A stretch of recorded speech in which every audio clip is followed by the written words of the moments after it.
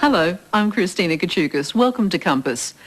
According to Native American legend, there are 13 life-size crystal skulls which, when brought together, will reveal the origins of the universe and the mysteries of life. This story was consigned to fairy tale until the 1920s, when a crystal skull was discovered in the ruins of an ancient Mayan city deep in the jungles of Central America. Who made these skulls and why? This search takes us from Canada and the United States through Mexico and Central America to the British Museum in London.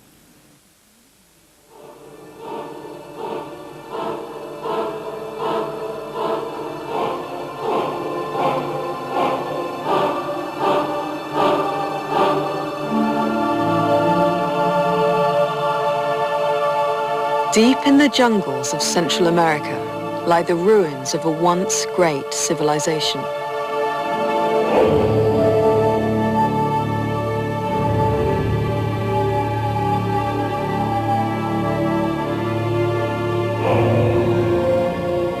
The descendants of the Maya await the return of the crystal skulls that, according to legend, may bring their civilization back to life.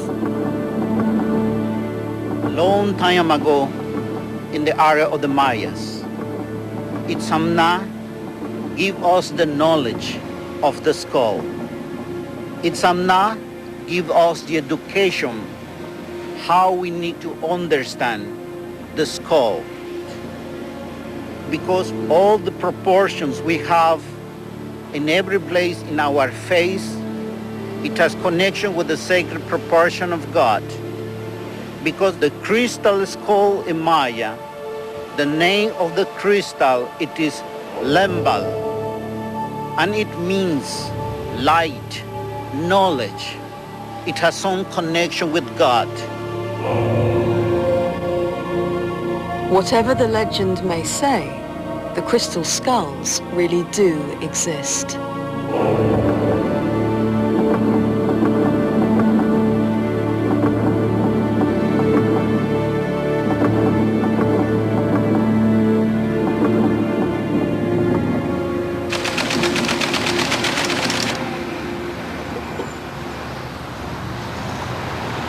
Got a call one afternoon from Richard Alborn, who's a curator at American History, who told me that he had received in the mail a box which had a crystal skull that he thought was from Mexico, and asked me if I would be interested in taking it. And I said, yes, by all means. I'll come over and pick it up. And he said, no, it's very heavy. I'll deliver it.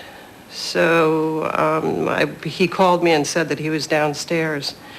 And I stopped by one of the offices and asked for a cart to pick it up. And one of the technicians said, well, what do you need it for? And I said, well, actually, I'm picking up a crystal skull. And he said, don't look it in the eye. They're cursed.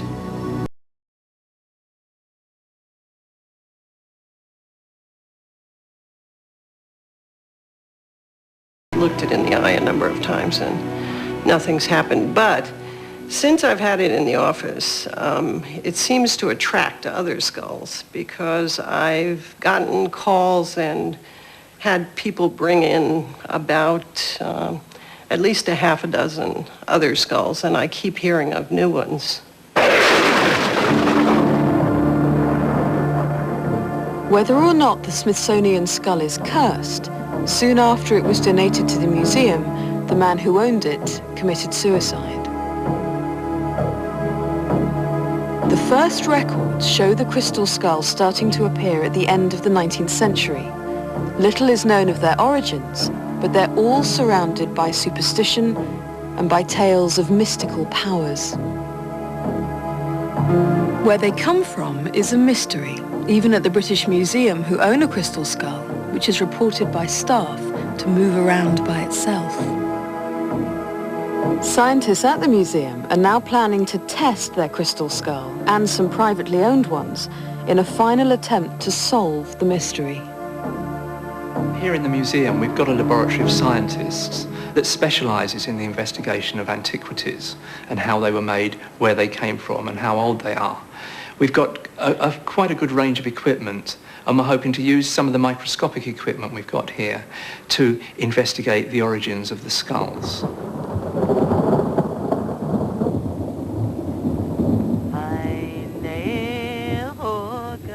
The legend of the crystal skulls, handed down by generations of Native American Indians, foretells that one day 13 skulls will return to the land of their origin.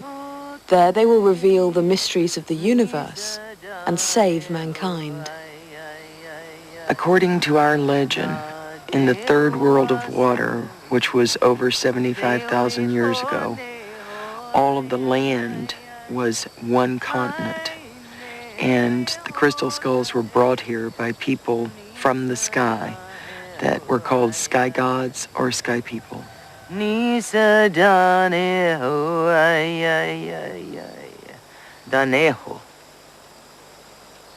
The earth is 40% quartz crystal.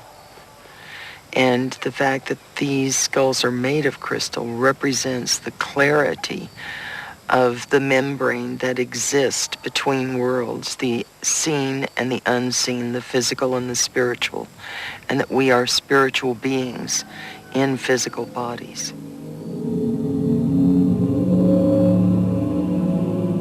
What they are is transceivers.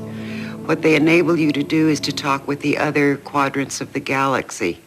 You might think of them as like telephones that get you, connect you with Galactic Central and enable us, therefore, to stay in touch with the other parts of the consciousness, civilization, if you will, that's beyond our little bitty modern world.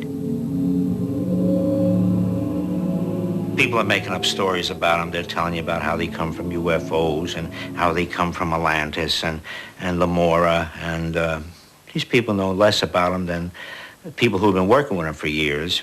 And they're telling you that they were made from a princess's head.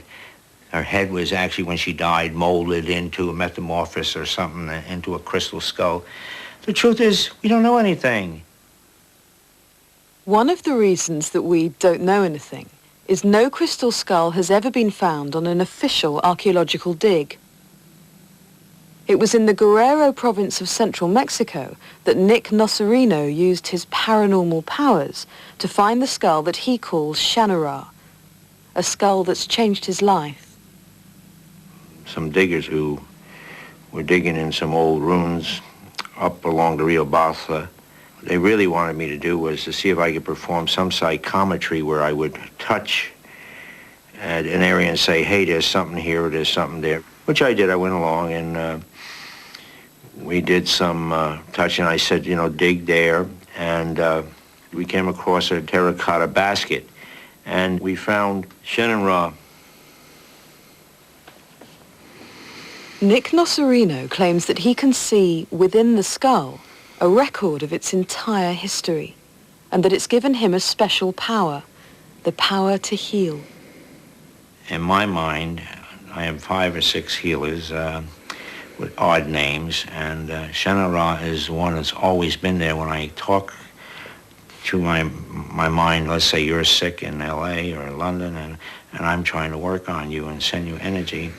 Shannara always shows up.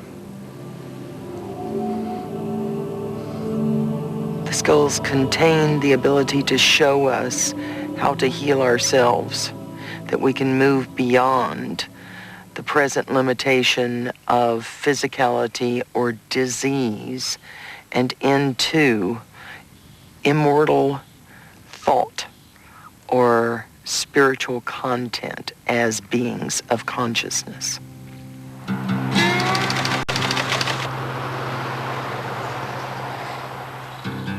The healing powers of crystals seem evident whenever and wherever the skulls appear. Our child, who was 12 years old, was dying of bone cancer, and they gave my daughter 3 months to live. We met a healer, a Red Hat Lama, through our family medical doctor in 1973. And at the time, we really did not know who the Lama was or what he did.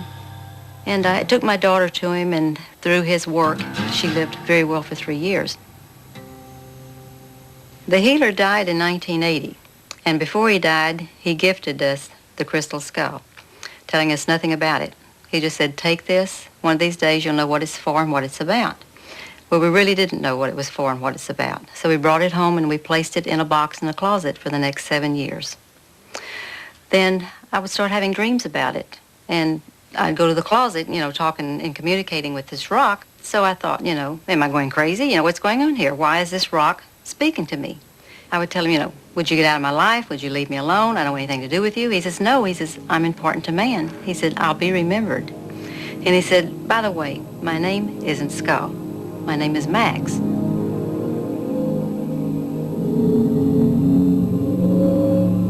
The Mayans and the Native Americans who've been here to do ceremony at my home with the crystal skull, they believe that he came from Pleiades, which is a distant star system, and that it went down to Atlantis, and it's an Atlantean crystal, Atlantean tablet, and that it's encoded with its past history of the planet, the past history of mankind, Mother Earth. So it's got all of its history. It's like a living library, like a computer. The idea that the skulls have a celestial origin is common to many of the legends, and according to the ancient Greeks, the continent of Atlantis, lost beneath the waves, really did exist. The story of Atlantis appears first of all in the writings of Plato, who was writing around about 350 BC. And he reports a story that there was a great island civilization beyond the Pillars of Hercules, and that beyond this island there was another continent at the edge of the Atlantic Ocean.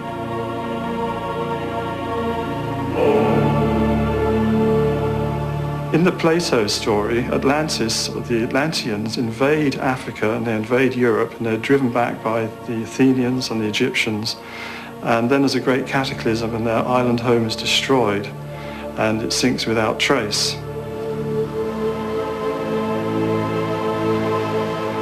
And it's very interesting that in the 1960s there's been evidence found for this off the coast of Florida, where some large blocks laid in straight lines, seawall it looks like, has been found off the coast some 20 meters below sea level. And this looks man-made, and it looks as though these people were trying to keep the sea out. And that ties in closely with what we know about the ice ages. The last ice age ended about 10,000 BC. And the ice caps now are quite small compared with how they were then. So islands and coastlands would have been more extensive in those days than they are today.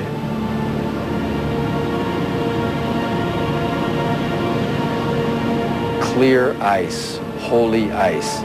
This comes from a legend from the Greeks that God was crying for the people here on earth, and it came down and it crystallized and it became clear as ice. So through this process of clearing our thoughts through the quartz crystal, which is an amplifier, that we can help other people, first ourselves, and then other people become clearer in the way that we treat this Mother Earth, where the quartz crystal comes from.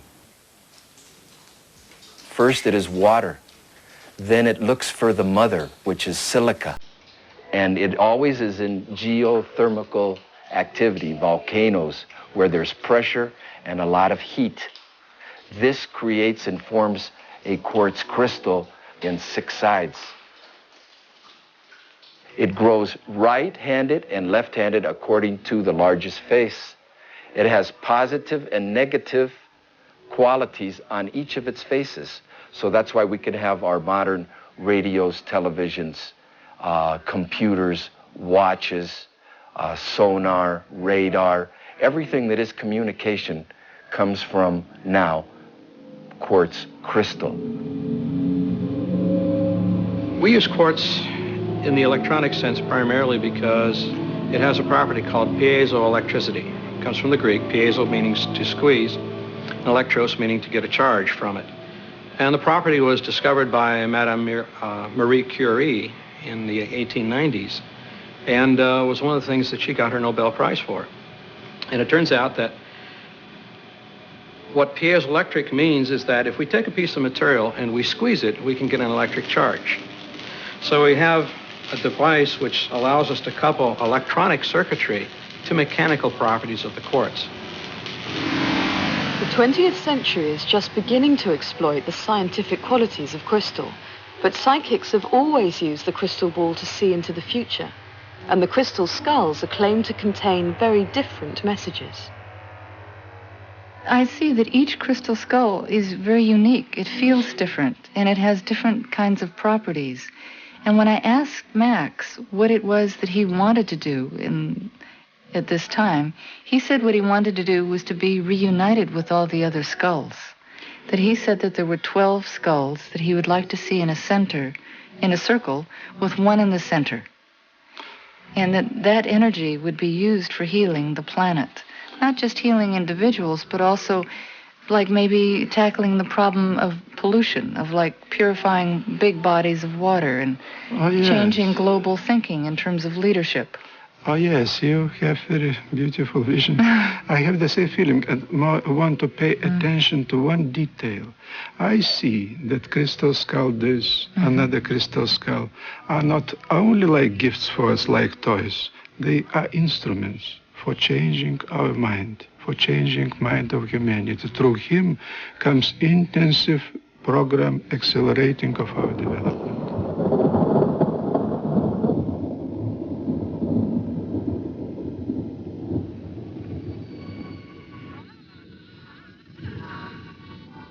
The idea that crystal skulls were gifts from the gods would not have seemed extraordinary to the Mayan Indians of Central America.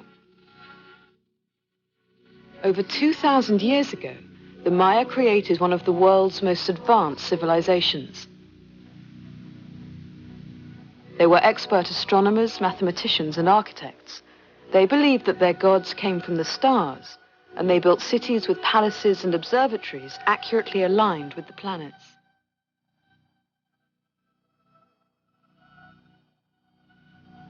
The ceremonial city of Palenque lay undisturbed in the jungles of the rainforest for over 1,000 years.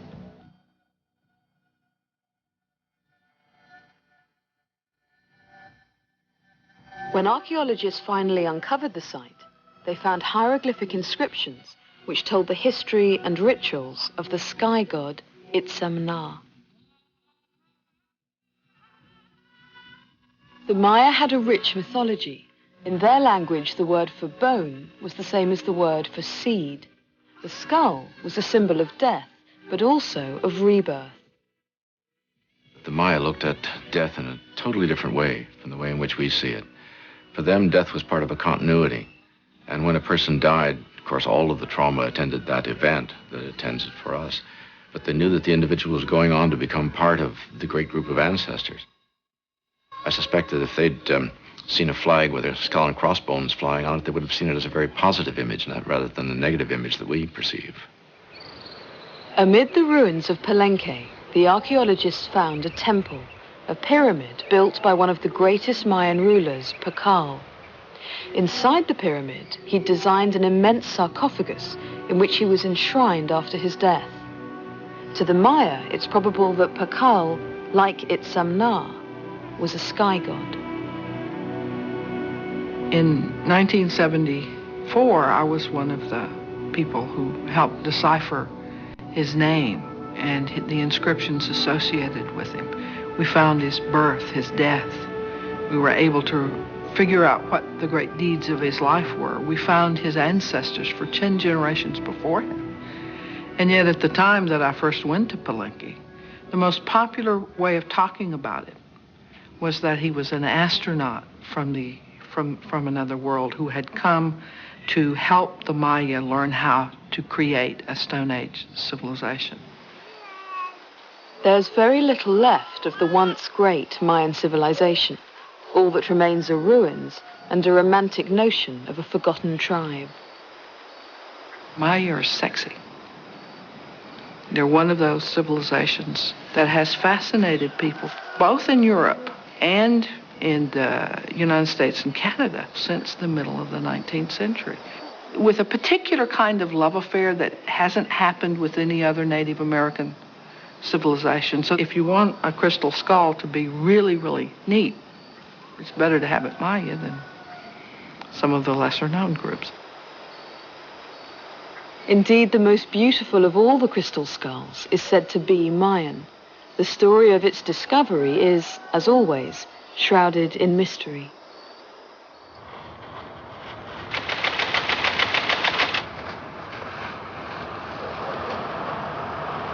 My father was a British explorer, F.A. Mitchell Hedges, and we went on an expedition to Central America. I was 10 and a half when I arrived there. And from Panama, we got a boat. We went down to Belize, where we heard there was a lost city of Atlantis. And that's what my father was looking for, anything to do with Atlantis. And we arrived in Belize, and we organized all our supplies and got it. And we went into the jungle, which was very difficult.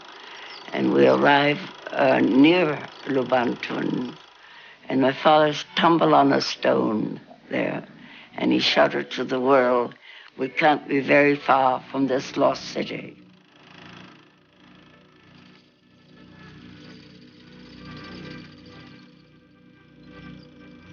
Lubantun was like a jungle. We had to cut all the trees down, burn it as we went, so we would have no accidents or anybody hurt. Just before my 17th birthday, I went for a climb, and the sun was very, very strong, and I saw something shining back in my face, and I got very, very excited. So I went and told my father, and the following morning, before I got up, he had everybody getting to move the stones from the top of the building. And then when the hole was big enough, I was let down with 2 ropes and a light on my head and on my shoulder. And that's where I had found the crystal skull.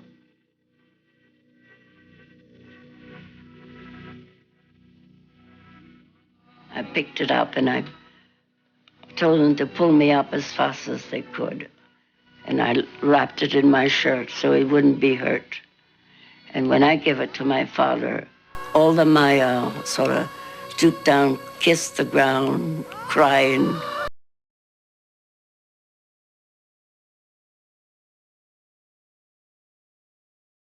The Maya priests from Guatemala say it's over 100,000 years.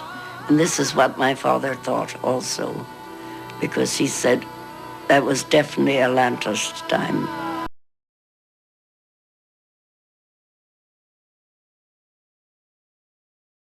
There are many difficulties in any circumstance in which there aren't solid records for a discovery, and Miss Mitchell Hedges' story could be true. We can't prove that it is, we can't prove that it isn't, and there's no real purpose in trying to prove it one way or the other. What is curious, though, is, first of all, of course, that she found it on her 17th birthday. That's a wonderful coincidence if it actually occurred in just that way. And the other problem with the find site is that it doesn't seem a likely spot in which to place something so important. The ancient Maya would have seen that piece, which must have come into the Maya area from central Mexico. They would have seen it as so important that the idea that they would place it in the ruins of a building which was already one that had been abandoned for several centuries is a little hard to accept. What I find very peculiar about the Mitchell Hedges find is that Mitchell Hedges went to Lubantun, found the skull, and then left, as if he knew there was nothing more to find. And if he knew there was nothing more to find, then how did he know that was the only skull? I mean, why did he leave? Is it possible that he knew it was the only skull because he had planted it there?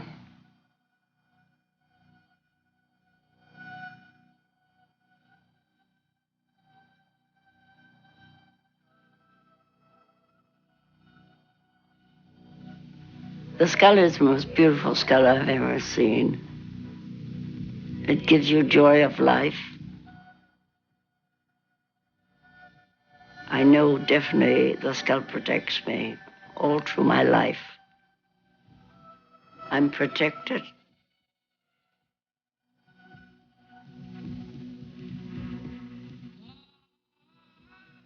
In the 1970s, Anna Mitchell Hedges allowed scientists at Hewlett-Packard, one of the world's authorities on crystal and computers, to carry out tests. There are only 3 places in Brazil, in Madagascar, and in the former Soviet Union where material of that quality exists. You cannot carbon date this stuff, so we have no idea how long it took or who actually did it or when it was actually ground. That's always a question that seems to come up over and over again. We were able to determine that, indeed, the Mitchell Hedges skull and its jaw were carved from a single piece of quartz rock. Not only does the jaw separate, but the dentation on all the molars and all the teeth are just absolutely great. As a piece of art, it's fantastic. If we used conventional techniques that exist today with high-speed diamond tooling and to polish it all out as the Mitchell Hedges skull was polished, take the better part of a year at least, I would guess.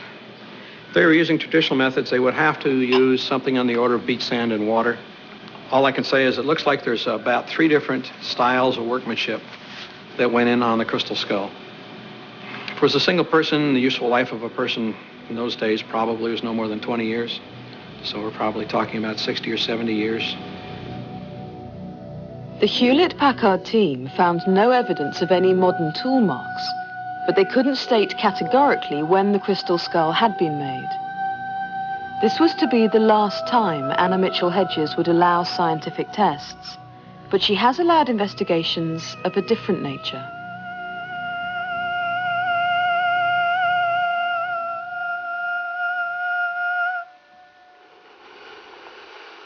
In this receptacle, the minds of 7 of those minds linked to that state which you have given name Atlantis. We would also... Carol Wilson is apparently in a state of deep trance. What she's doing is called channeling, communicating with the spirits of the skull. It was polished to the state with human hair and sound, which also produces a vibration and therefore is compatible with this substance. Carol Wilson is no ordinary psychic. The Toronto Police Department enlisted her services in a famous unsolved murder case. Her descriptions of the crime scene and of the murderers were so vivid that the killers were caught and convicted. She also went on to marry the detective in charge of the investigation. 3 that bear this shape, we will direct you further. The messages Carol Wilson receives through the spirits are consistent with Anna Mitchell Hedges' belief that the skull is over 100,000 years old. But some psychics have received other messages. One believes that the spirit in the skull is a woman called Gentian. She told me how she came into being, and she told me some things about where they came from, they being several, I'll call them people, though I think they're not humans like we are. I think they're a different kind of humans. They lived for a very long time, hundreds of years. And they came from some place that had collapsed, perhaps Atlantis. And there was a number of them, maybe 12, maybe 24. They left their remains in a cavern under the mountains there. In the bones of the corpses that they left behind contain every iota of cosmic knowledge spread throughout the entire universe, not our galaxy alone, but many, and through many time frames, including the one that we're presently occupying. If the Mitchell Hedges skull is the skull of an ancient life form, what might they have looked like? Forensic artists have successfully identified missing persons from real skulls, so why not with the crystal skull? We'll just use this photograph of the skull as the basis of what we're going to do, and just let it grow of its own accord. There's a lot more soft tissue, flesh over the skull than a lot of people imagine. nasal opening is about 3/5 of the overall width across the nose itself. So again, we've got quite a wide nose, and the mouth slit itself is halfway up the upper incisors. The mandible is rounded at the front, and that tends to be associated with a female. From an actual specimen, an anthropologist or a pathologist would be able to ascertain the sex with a fair degree of accuracy. So, as I say, it's a matter of what comes out of the skull. It will tell us in its own good time. The hairstyle we don't know about. And the other thing, of course, we don't really know is the age. There's no indication of age. And if we take the photograph of the skull away, and there's the finished face, and it's certainly not European, and it's not inconsistent with the sort of face you see on some of the indigenous population from the Americas.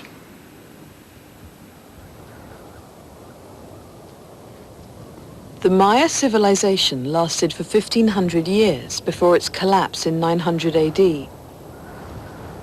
But there were other civilizations in Central America which spanned over 4,000 years and who were more accomplished in their lapidary or stonework carving. The Mixtecs made elaborate objects and jewelry in obsidian, jade, and crystal. Crystal skulls, they're a wonderful achievement of lapidary art, but the question remains whether they make sense in terms of the native cultures they're said to derive from. For example, for the Maya, we have almost no evidence of the use of crystal. We have a few beads, but nothing elaborately carved. For the Aztec, however, we have some very fine pieces of stonework done with crystal. So it's very possible that some of them may have derived from central Mexico. In 1932, one of Mexico's most outstanding and significant archaeological discoveries was made by Alfonso Caso as he excavated the ruins of Monte Alban in the Mexican highlands. What Senor Caso found were Mixtec tombs that had lain undisturbed for 800 years. Inside tomb number 7 was a rich collection of gold necklaces and bracelets. But most important was a goblet carved from rock crystal. The goblet could be a vital clue in unraveling the mystery of the crystal skulls. I think the crystal skulls are primarily made by Aztec and Mixtec craftspeople just shortly before the arrival of the Spaniards in 1521. The Aztec civilization was the great civilization of Mexico at that time, a great empire. They had an entire class of craftspeople that made exotic goods of crystal, gold, turquoise. The Aztecs thought that when one died, that the soul went to a kind of netherworld, a world of mist, a world of kind of eternity where the soul resided in a kingdom ruled by a great death god, a god with a skull for a head named Mictlantecuhtli, Lord of Hell.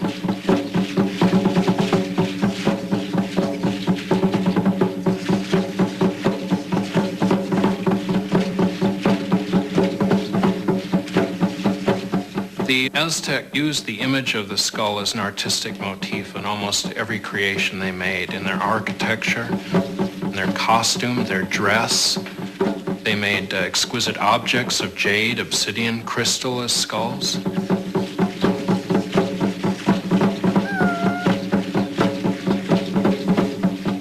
The Aztecs had a series of gods who demanded constant human sacrifice. There was one of their major gods. They believed if he wasn't fed human hearts daily, that the sun wouldn't come up the following day. So they were under this constant pressure to supply sacrificial victims.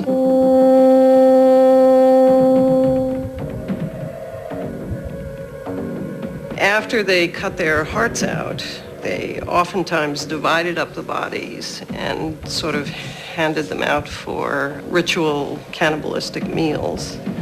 The head was cut off and impaled on long sticks that were kept in racks, which the Spaniards first saw in 1519 when they entered the city. And Bernal Diaz, one of Cortez's soldiers, counted the skulls on one of the skull rack, and I think it was something in the 200,000 range.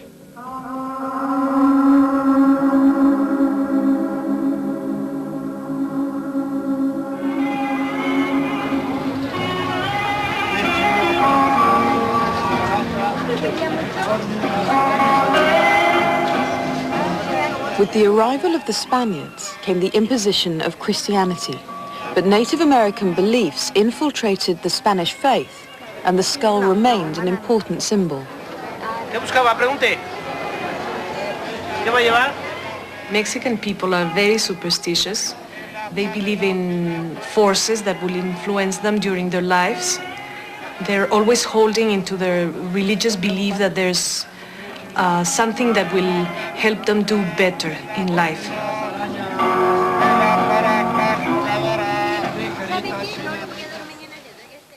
Spanish orders, like the Franciscans, were fascinated by the skull, and it became a powerful image in the Catholic nations of Europe. Perhaps not surprisingly, a reliquary cross, which was combined with the carved crystal skull, was being used at this time in Mexico City. The skull entered my family last century during the time when the church had to get rid of their objects because the government took over the properties of the church. I believe it has magical powers. It's very difficult to explain it because I have gone through different cycles of being very rational, very scientific in my way of thinking. But I don't know, I wish you could share the holding with me of the skull. When I feel the skull, I feel protected. I feel like very energetic, very positive, very strong, my will becomes stronger. This, I just feel it naturally. It's just by holding it. It's like magnetism. It makes my energy of my whole body flow with I can feel like my blood flow all over my body and give me the oxygen I need. And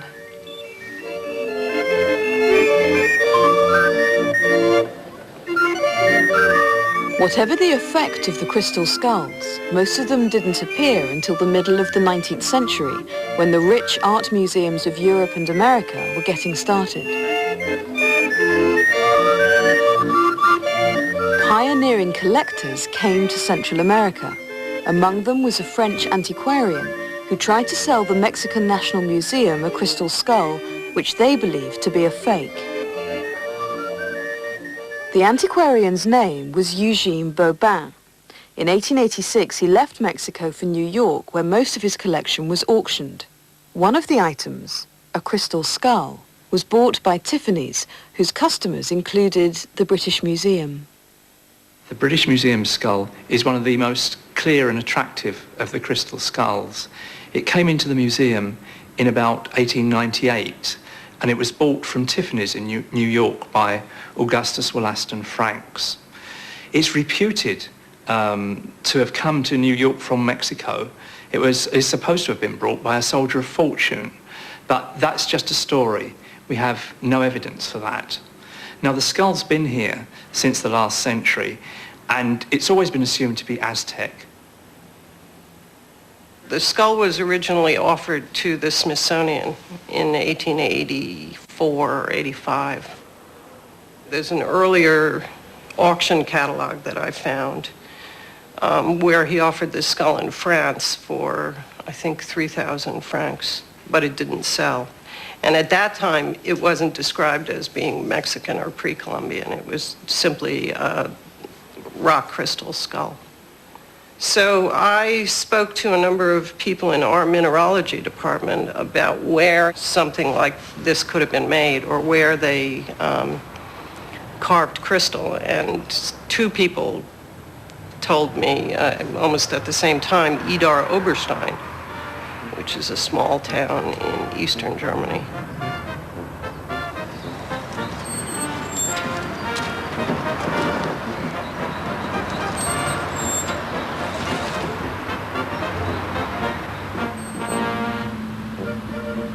Idar Oberstein has been the major stone carving centre of Europe ever since the Middle Ages. It produced agate, jasper and quartz from its own quarries. In the 19th century, the quarries were worked out and the young carvers set sail for South America. In Brazil, they discovered vast quantities of rock crystal.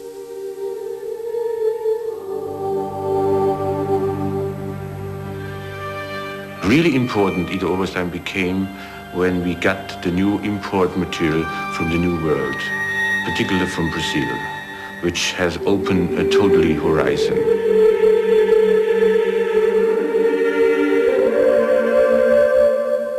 The cutters and the carvers improved their own knowledge, and they're really carved items they've never seen before.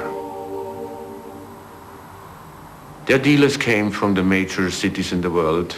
In the last century, of course, Paris was a very important city for this kind of objects, where rich people go and purchase such luxury items.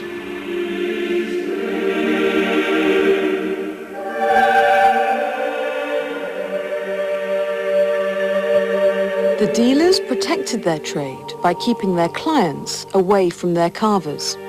The artists' names were never mentioned and no records were ever kept.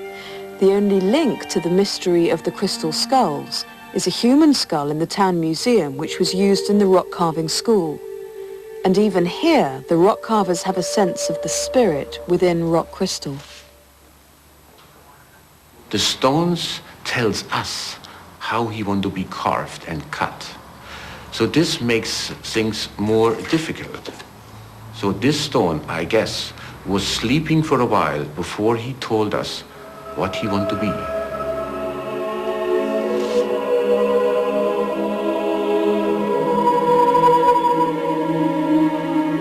In 1993, another crystal skull was created in Germany. And there's little doubt that Idar Oberstein was producing carvings in rock crystal in the late 1800s, exactly the time when Eugene Bobain was trying to sell crystal skulls in Mexico. But without records, there can be no proof. So was the mystery of the crystal skulls to remain unsolved? The ancient Mayan legend foretold that great wisdom would be revealed when all the skulls were collected together. Ironically, that legend began to come true when Max, Schenerath, the Reliquary Cross Skull and the Smithsonian were brought before inquiring minds for tests at the British Museum alongside their own skulls. At last, it seemed as if the skulls were about to reveal their secrets.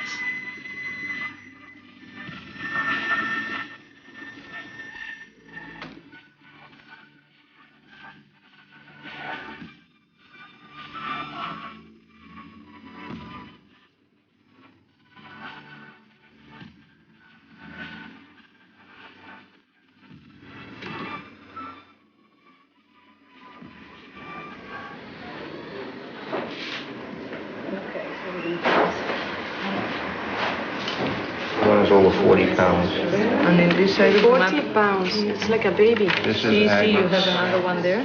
Yeah. So you've done the teeth. I've done a very good one of the teeth, which is over there. I'm just cleaning the teeth to get rid of any dust particles. Similar to... What the British Museum needed was an artifact known to be ancient. So with the help of the Mexican government, the Monte Alban crystal goblet was flown over. Can I take this away? We know that that's at least 1,000 years old. So we're hoping to use that as a kind of base for our study to examine how it was made and the kinds of tool marks that are still apparent under microscopic examination. So the side we're looking at feels beautiful. It's absolutely lovely. Well, there are two basic approaches to stone carving, polishing and engraving, by hand or by rotary wheels. And pre-Columbian methods were very simple, involving handheld tools. Well, I can see down the microscope here that there's lots of tool marks, polish mark, left from the final polishing of this goblet. And I'm going to mould it with silicone moulding so that we can look at these marks in more detail in the scanning electron microscope. This is actually the surface of the Miztec goblet, showing that it's been polished with handheld tools. There's no even grooving on this at all. In contrast, when a wheel is used with abrasive, usually a harder abrasive like emery or diamond, and it's rotated on a spindle, you get regular, even grooving, parallel grooves. As we found on the large British Museum skull, here you can see the scratch marks. This is at very high magnification. Scratch marks are very evenly parallel. Wheel cutting was not practiced in the Americas before the arrival of the Europeans in the early 16th century. So we can say that they postdate European arrival. We're trying to see actually under the surface. Trying to get rid of that surface. The reliquary cross skull goes under the video microscope. The tiny gas bubbles may tell at what temperature the crystal was formed, and more importantly, where it comes from. We see in the inclusion that's large, then it's from an environment where you've got copper mineralization, and we know there's quite a bit of that in Mexico. Not too much of it in Brazil, or not at least of this type. Just feel that.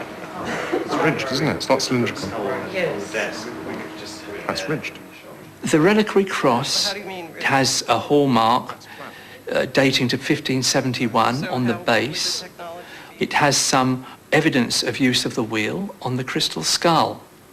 There again, the skull itself is made of a crystal which is really rather similar to that of the Mexican goblet. Margaret's tests on the large British Museum skull and the Smithsonian skull show that these skulls may very well be late 19th century. The museum test revealed that the Smithsonian skull was a fake. But even more interesting was that having found their own skull also to be a fake, the British Museum chose not to comment on Max, the healing skull from Houston, or Shanara, the skull found deep in the mountains of Mexico. They did find that our skulls were very genuine, because when we took them out of the box, they were in amazement. They said, "This is just fantastic." They were just all over the skulls. They know that they're genuine, and I think maybe they found something that they didn't want the public to know. So, in my opinion, this still makes the crystal skulls very, very mysterious indeed.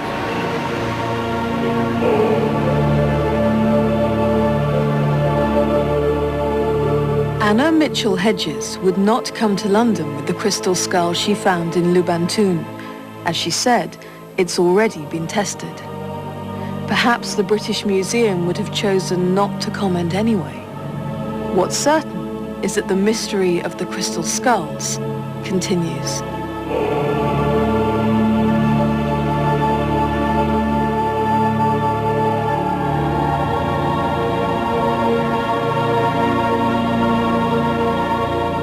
Next week